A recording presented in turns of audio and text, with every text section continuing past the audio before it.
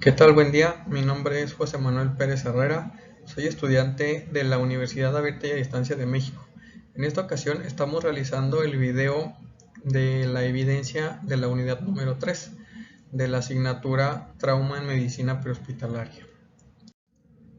Los temas que vamos a revisar son los siguientes, específicamente los que son traumatismos de pelvis y traumatismos de extremidades inferiores. En los traumatismos de pelvis vamos a ver lo que es luxación de cadera y fracturas de pelvis estable e inestable.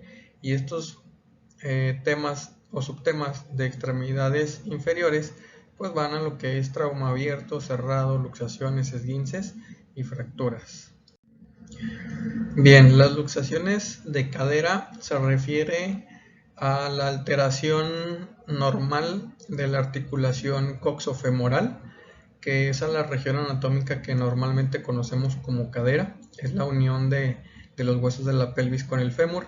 Y pues bueno, una vez que la cabeza del fémur se sale de su ubicación normal, pues a eso se le conoce como luxación. En general, en cualquier parte del cuerpo donde dos huesos se mueven sin necesariamente que se fisuren o se fracture el tejido, porque a eso ya se le llamaría fractura, donde se salen de las articulaciones, pues eso se le llama luxación. Las causas o la etiología, como lo vemos aquí en la definición, pues básicamente todas estas lesiones se generan a causa de transferencias de energía. Todo lo que tiene que ver con traumatismos en sí son las causas principales de estos problemas de luxaciones e incluso pues con las lesiones añadidas que son las fracturas. La clasificación de las luxaciones de cadera podemos dividirlas en dos principales, que es luxación posterior y luxación anterior. Aquí vamos a ver una imagen donde la luxación posterior nos va a dar, o al paciente le va a dar normalmente una posición definida con la pierna flexionada y con una rotación interna de la extremidad. De esta manera pues podemos darnos cuenta de que la cabeza del fémur está apuntando hacia la parte posterior de los huesos coxales o de la pelvis.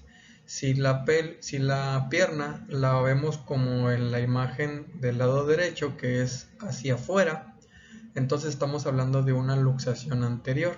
Esto no puedo decir si es por regla, yo creo que sí, en gran parte de este tipo de lesiones ya es como una característica definida, aunque bueno, tenemos que agregar que si existe, por ejemplo, fractura adicional de la cadera o de la cabeza del fémur, pues igual a lo mejor podemos encontrar a un paciente con la pierna así hacia afuera, con rotación externa, y vamos a creer que es una luxación, pero aparte de la luxación puede haber esa fractura. Entonces pues no podemos descartar de que tenga posiblemente alguna combinación de fractura con luxación, y pues no vamos a definir bien de forma cierta cuál es el tipo de luxación que se está presentando hasta que se realice una radiografía.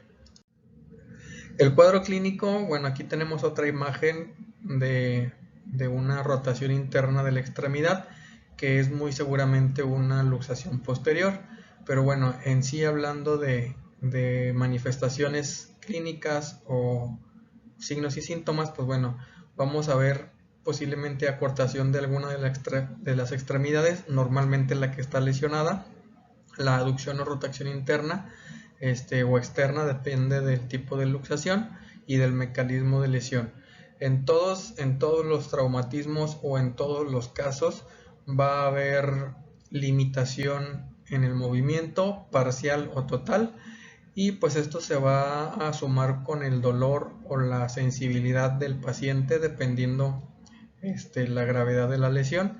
El dolor puede ser moderado o intenso. El manejo prehospitalario, pues bueno, en el punto número 1 vamos a ver que tenemos que checar la función motora, sensorial y de circulación de la extremidad o todas las extremidades en sí cuando valoramos al paciente, pero si estamos hablando de una lesión o de un traumatismo específico, Pues bueno, vamos a enfocarnos en las lesiones o las partes del cuerpo que están lesionadas. Si es luxación de cadera de la extremidad izquierda, tenemos que asegurarnos de que haya pulso distal en la extremidad afectada. El punto número 2, pues hay que movilizar al paciente a una tabla larga o férula espinal larga, donde lo podamos asegurar e inmovilizar. Hay que inmovilizar también de forma efectiva la extremidad lesionada. Hay que alinearla si es posible lo más que se pueda para que tenga una posición anatómica lo más cercana posible. Y después de eso, pues agregar sábanas, almohadas o cualquier cosa que nos permita hacer una fijación y que le dé comodidad al paciente. Revisar de forma constante los pulsos distales, la función motora y sensorial, y atender el estado de shock si es que es el caso. Yo creo que en todos los mecanismos de lesión o en todos los traumas, siempre como proveedores debemos anticiparnos y prevenirlo más que atenderlo, prevenir el estado de shock de forma prehospitalaria, de forma eficiente, hasta que el paciente pueda llegar al hospital de la mejor manera y lo más estable posible. Trasladarlo de forma oportuna al centro médico adecuado para que el paciente sea atendido. Las fracturas de pelvis, bueno, aquí podemos ya entrar a la definición de pérdida de la continuidad de un tejido óseo para poderlo llamar ya fractura. Y pues bueno, la clasificación la vamos a ver ahorita, pero básicamente es fractura de pelvis estable e inestable. La definición pues es aquella que lesiona los huesos de la pelvis y que si es una fractura estable, normalmente el anillo pélvico no tiene movilidad o no genera una inestabilidad en sí, debido a que pues las fracturas no son tan graves y no se presentan en más de una o dos partes de la sección de la pelvis y que genere una fractura completa del hueso. La etiología, pues bueno, aquí tenemos un poco de información donde dice que las mujeres, y específicamente ya en adultos mayores, se ven de 2 a 3 veces más afectadas al momento de que adultos mayores femeninos entran en la menopausia. Normalmente se ven afectados en lo que es una descalcificación y osteoporosis en mayor medida en comparación con los hombres, pero normalmente todas las causas de fracturas de pelvis van a ser por trauma. Si es un adulto mayor, la transferencia de energía pues va a ser menor para poder causar una lesión de este tipo en comparación con adultos jóvenes. Cuadro clínico, pues bueno, es muy similar a lo de la luxación de cadera. Va a haber limitación en las partes afectadas, va a haber dolor, edema, posiblemente va a haber sangrado, y esto, por ser una cavidad, muchas de las veces nos damos cuenta hasta que ya el paciente ha perdido pues una parte importante de sangre. Y pues bueno, tenemos que estar muy pendientes de las manifestaciones clínicas. Así a grandes rasgos, pues va a haber dolor en la cadera, en la ingle, en en los músculos cercanos a la cadera o a la pelvis. Va a haber incapacidad para que la persona se pueda poner de pie y caminar. Va a haber dolor de moderado a intenso. Pues eso va a ser referido por los pacientes.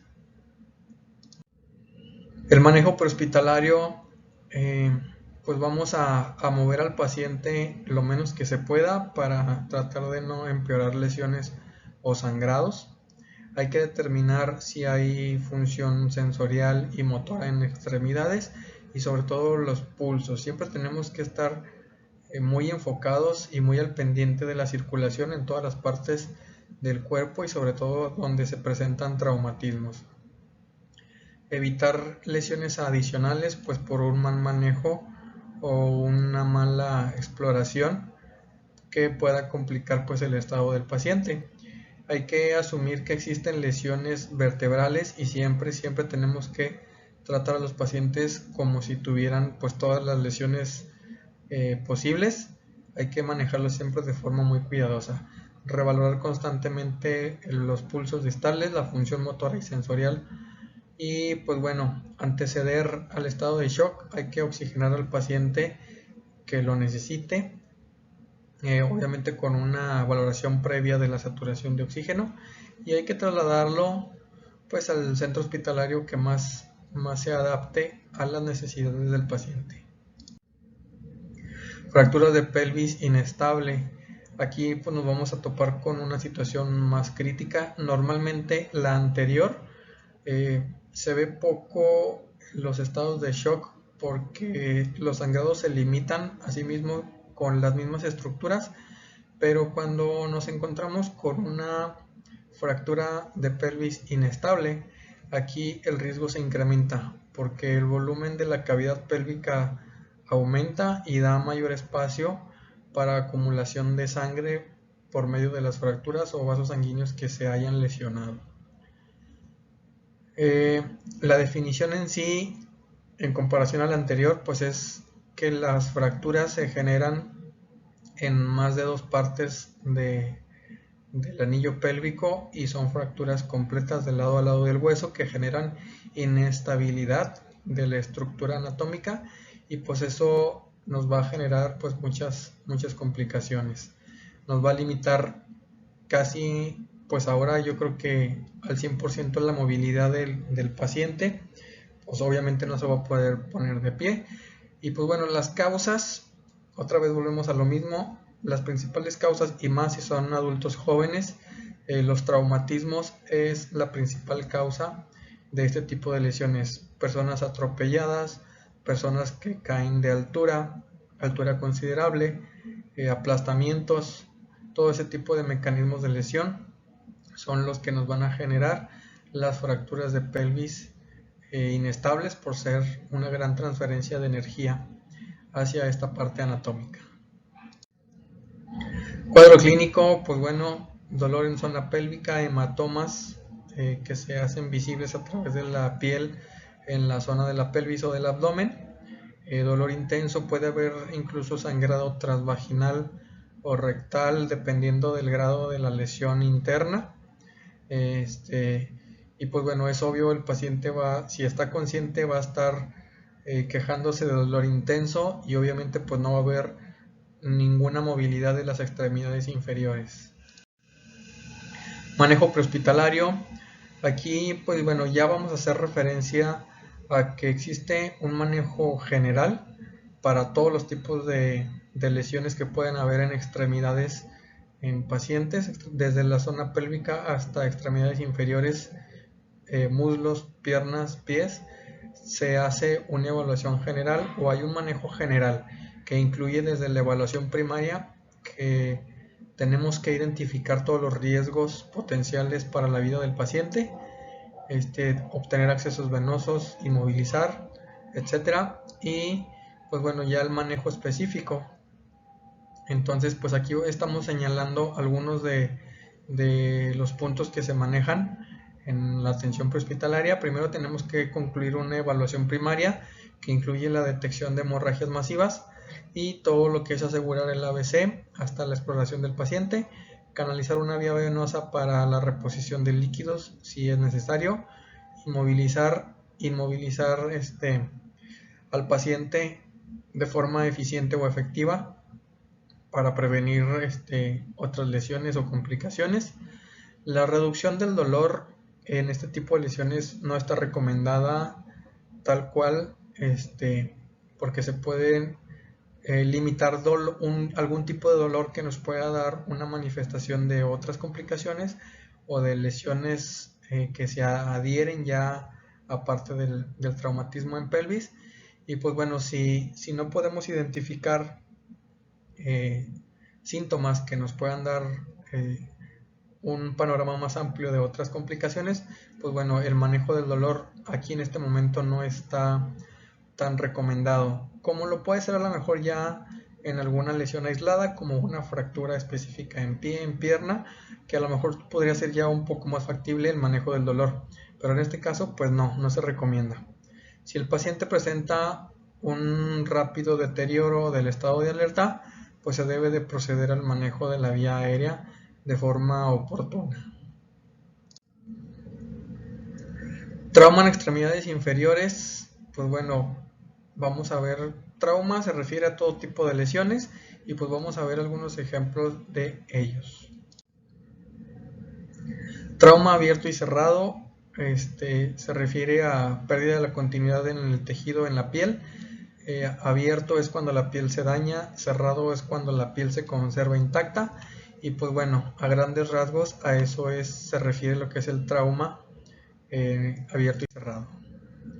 Etiología, pues bueno, todos los traumas, todos son consecuencia de transferencia de energía que nuestro cuerpo no es capaz de tolerar y pues que se produce una lesión.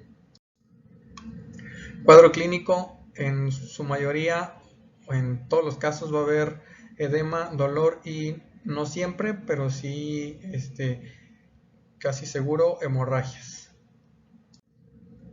Manejo prehospitalario es muy similar al que vimos ya de la lesión anterior. Inmovilizar la zona afectada, aplicar frío o hielo en la zona de la lesión para limitar la inflamación. No se debe de hacer masajes, eso puede complicar alguna lesión. Reposo absoluto de la extremidad afectada. Si se sospecha de una luxación, no se debe tratar de reducir la lesión hasta que ya sea valorada por medio de radiografía y por un médico de trauma en el hospital que vaya a ser atendido el paciente. Hay que trasladarlo de forma oportuna al servicio de urgencias. Luxaciones, pues bueno, esto ya vamos a resumir ya que hablamos ya un poco de luxaciones de cadera. Aquí básicamente es lo mismo, solo que es en otras partes del cuerpo, como lo puede ser en la rodilla, en el tobillo, puede ser en otras partes como en extremidades superiores, pero ahorita el tema es de lesiones o traumas en extremidades inferiores o pélvicas. Entonces, la clasificación puede ser en una luxación total o cuando el hueso no se alcanza a salir totalmente de su articulación, se llama subluxación. Cuadro clínico, dolor, inhabilidad total o parcial, aumento del tamaño de la articulación, desviación o deformidad, pérdida de la sensibilidad cuando puede haber ahí algún daño de los nervios. Manejo prehospitalario, pues bueno, acciones generales, evaluación primaria, secundaria, evaluación y manejo del dolor, pero de forma física. Muchas de las veces con el solo hecho de alinear una extremidad disminuye o reduce un poco el dolor. Acciones específicas, alineación e inmovilización y pues obviamente el traslado. Esguinces, el esguince es estiramiento en más de lo tolerable de alguna articulación donde se dañan pues los ligamentos de forma moderada o grave dependiendo de la gravedad, pues vienen las clasificaciones que vienen a continuación. En este tipo de clasificaciones pues vamos a ver el grado 1, el grado 2 y el grado 3, y esto depende del nivel de daño que haya a los ligamentos y a las estructuras aledañas como lo son tendones y músculos. Aquí pues podemos ver que pues el grado 1 pues es el más leve y luego el grado 2 pues viene a ser una lesión moderada de ligamentos y tendones y el grado 3 pues es la lesión más grave que se puede dar a un esguince. Cuadro clínico, de forma ya muy reconocida, inflamación, dolor, hematomas cuando ya es de grado 2 y 3, es muy posible que se va a presentar hematomas y pues el dolor va a ir aumentando conforme mayor sea el grado de la lesión.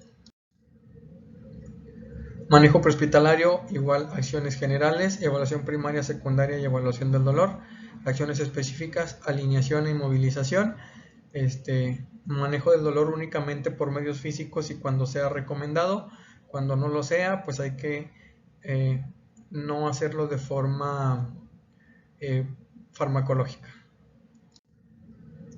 Fracturas, pérdida de la continuidad del tejido óseo, con excepción de los tejidos blandos. Esa es la definición de fractura tal cual. El cuadro clínico, dependiendo del grado de la fractura, va a ir desde dolor leve, moderado, algo de inflamación, hasta pues deformidades bastante marcadas, inflamación, hematomas, dolor intenso, dependiendo del grado de la fractura. Las clasificaciones, pues aquí vamos a ver los tipos de fracturas que se pueden presentar. Van desde transversales, fisuras, que son un tipo de fracturas pues menores, por decirlo así, pero que también pues llegan a tener manifestaciones en cuestión de dolor e inflamación. Manejo prehospitalario: en general todas las fracturas se deben de inmovilizar. Algunas de ellas pues no se llegan a ver tan obvias porque son fisuras o pequeñas fracturas que a lo mejor no requieren tal cual de una ferulización de la extremidad completa, pero cuando son fracturas completas de algún hueso, como lo son tibia, peroné, fémur, en ese caso pues sí está recomendada, incluso es casi una indicación obligatoria, la alineación e inmovilización de la extremidad lesionada. Estas son las bibliografías que utilicé para realizar la recopilación de información para este video. Biomecánica de la pelvis es un artículo médico que habíamos revisado ya en temas anteriores. Tenemos la bibliografía de traumatología y ortopedia, urgencias prehospitalarias, tratado de medicina de urgencias y lo que es el manual PHTLS de NAEM. Bueno, pues eso es todo. Espero haber cubierto todos los puntos solicitados. Estaremos atentos a la retroalimentación y muchas gracias.